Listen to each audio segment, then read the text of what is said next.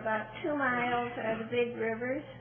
About 16 miles, 10 miles or 16 kilometers, that's where your planes go, commercial flight.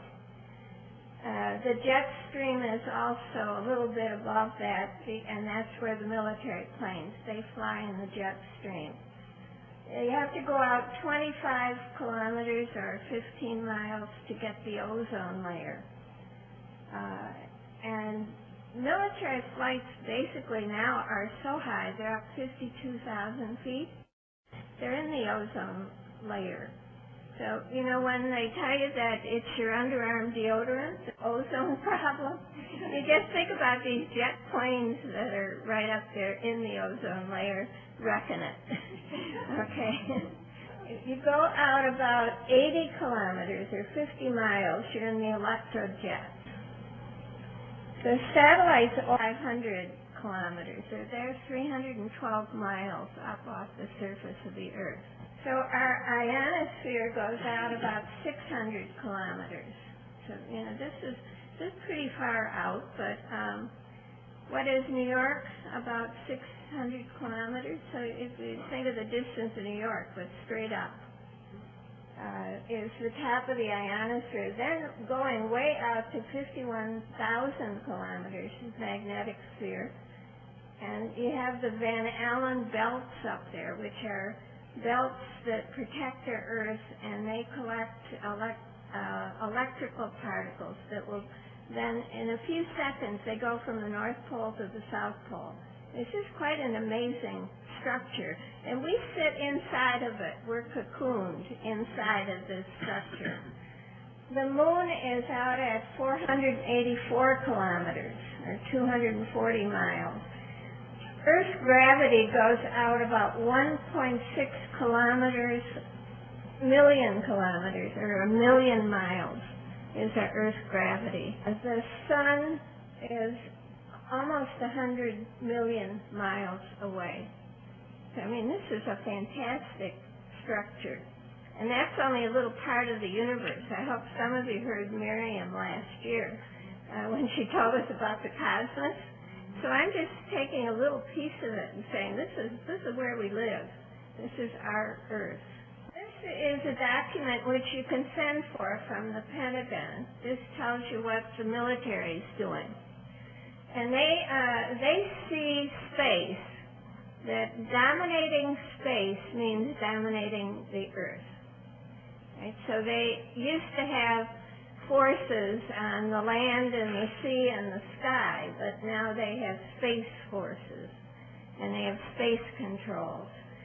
And they're preparing for space wars.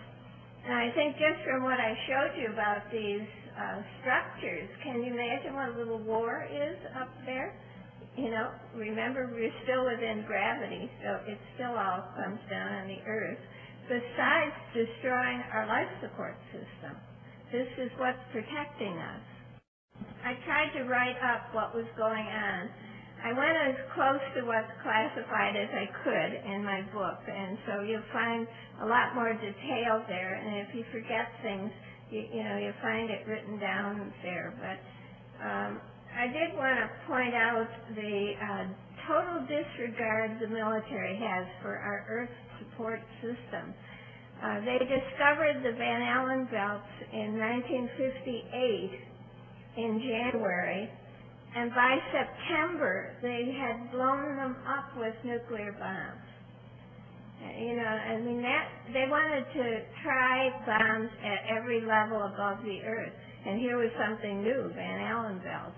They described it as the most wonderful experiment that ever took place on Earth, and they simultaneously blew up the belts from the Atlantic, South Atlantic Ocean, and the middle of the Pacific Ocean. They set the nuclear bombs on a rocket, set them up, and let them explode in the middle of the Van Allen belts. So basically, from the moment they were discovered, not even 6 months later, they blew them up. They created hundreds of new Van Allen belts, and the scientists are saying it might take 100 years to go back to the way it was before they did this. So this is still not healed. Now, geophysical war, which is war using the Earth system. You know how wild a storm can be? I mean, we just had one last week, so you must be conscious. But you know what hurricanes are like, and tornadoes, and electrical storms, floods. All these kinds of things are fantastic weapons of war. Okay, and back in 1966, they were beginning to say we could use these for military purposes. And it was in the Vietnam War that they first tried to use geophysical warfare. What they can't do is they can't manufacture a big storm out of nothing. But what they try to do is take something that's already occurring and put energy into it and make it worse. Okay, so they try to make more violent storms. They can't make something out of nothing, but they can make a bad storm worse. And they can try to manipulate these things like the river, the atmospheric rivers, and the jet stream to locate where the storm will be. There were two projects during the Vietnam War. They were called Project Skyfire and Project Storm Fury. And they actually did try to cause storms. They also tried to deplete the ozone layer over Vietnam, in particular, to cause problems. Anything they could do. It was the time that they attacked the Earth with the pesticides and defoliants. So it was really the first war where there were direct attacks on the Earth and direct attempts to manipulate the Earth.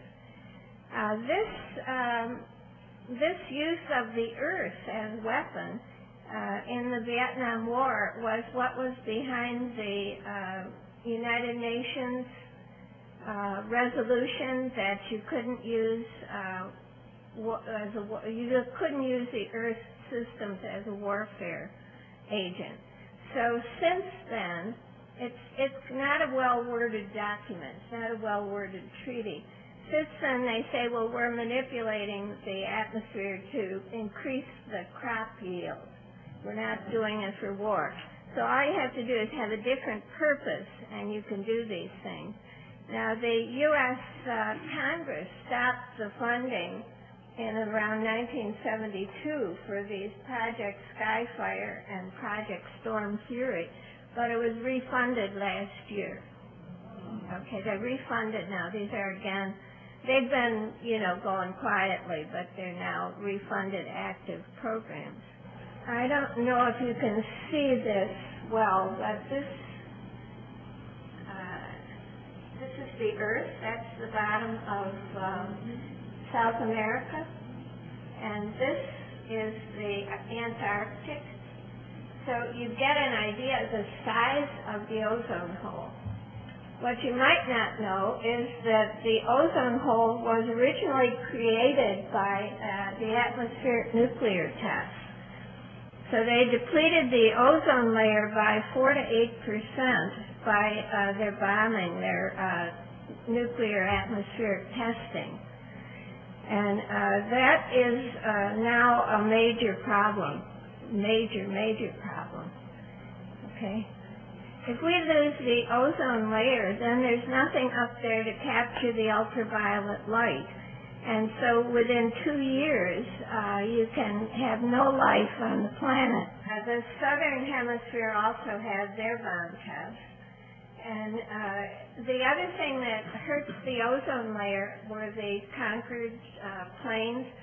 Some of you might remember the big discussion in the newspapers around 1972-73 about whether or not commercial flight should be supersonic.